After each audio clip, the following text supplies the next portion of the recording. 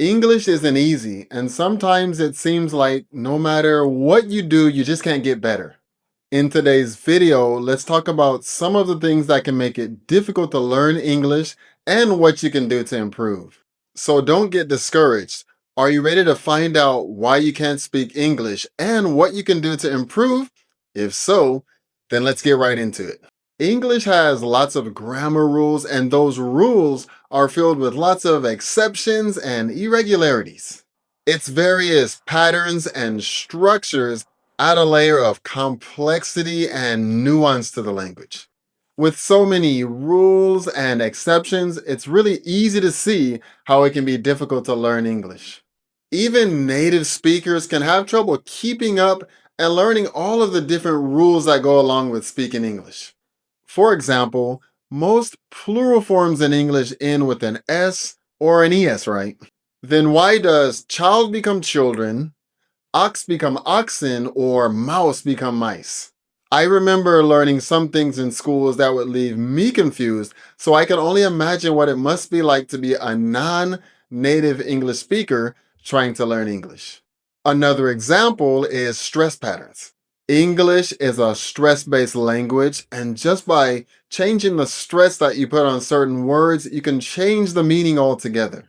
Take, for example, a word like record.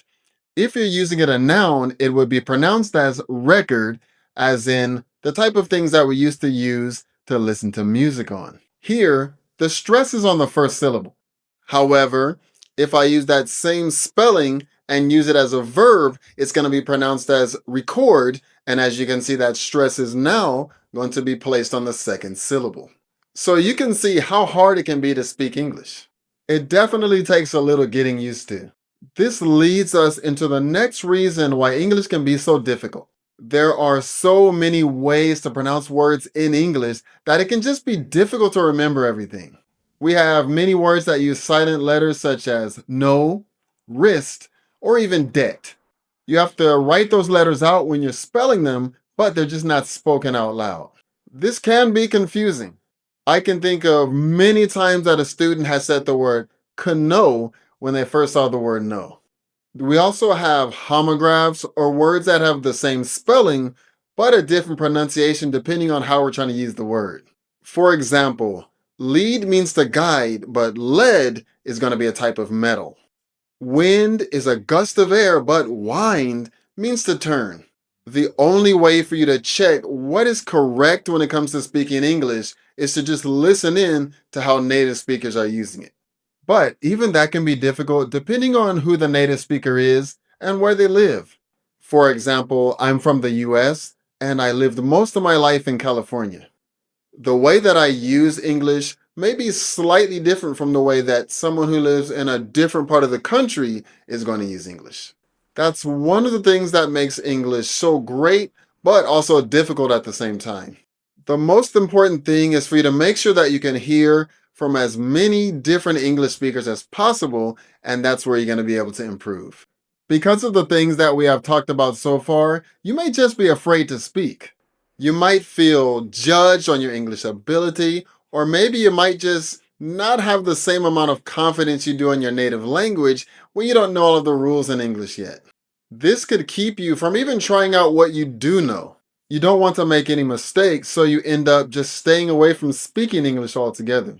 Even myself as a native speaker, there's times when I just don't know enough about a topic, or I'm new to a situation and I just don't have confidence about what I want to say.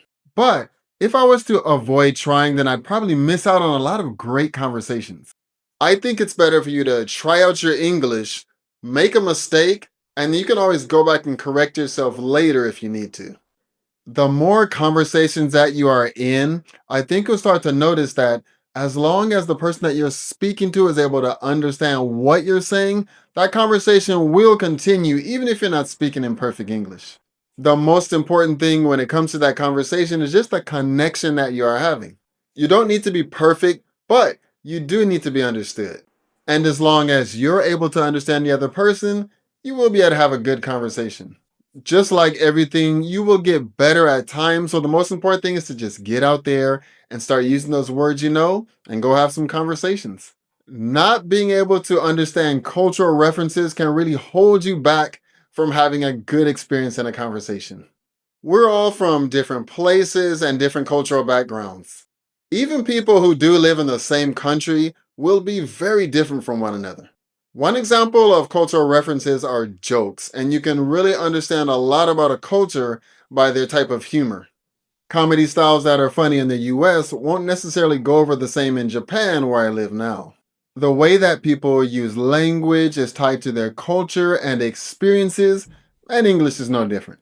I remember talking a while back to a lady who had grown up a good portion of her childhood in the US around the same time that I was a child too. The references and examples that she used were very easy for me to pick up because there was something that I knew too. The more that you can understand about someone's culture, the better it's going to be for you to have great, fun, and interesting conversations. Get to know more about culture through books, movies, and music, and really see how your understanding and the level of your conversations improve as well. Are there any things that weren't on the list of things that we talked about today that you find make it difficult for you to learn English? If so, how about telling me down in the comments below? Did you get any good benefit out of this video? If so, how about go ahead and hit subscribe so you can get more videos like this one? And if you're interested in learning any more English with me, how about check out this video that's popping up on the screen right now? Thank you so much for watching this video. I look forward to seeing you in the next one. See ya.